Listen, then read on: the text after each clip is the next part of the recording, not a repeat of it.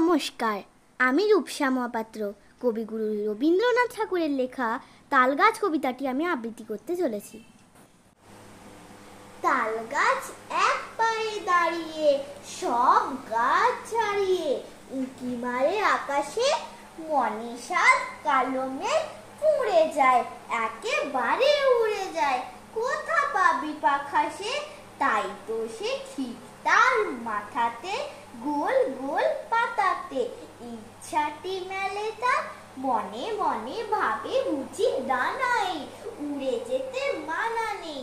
বাসাখানি ফেলে তার, সারাদিন ঝরঝর থর থর, কাঁপি পাতা পত্তর। উড়ে যেন ভাবেও, মনে মনে আকাশেতে বেরিয়ে, তারাদের এড়িয়ে যেন কোথা যাবে ও। তারপরে হাওয়া যেই নেমে যায়, পতাকা থেমে যায়, ফিরে তার মনটি যেই ভাবে মাঝে হয় মাটি তার, ভালো লাগে আটবার পৃথিবীর কোনটি। নমস্কার।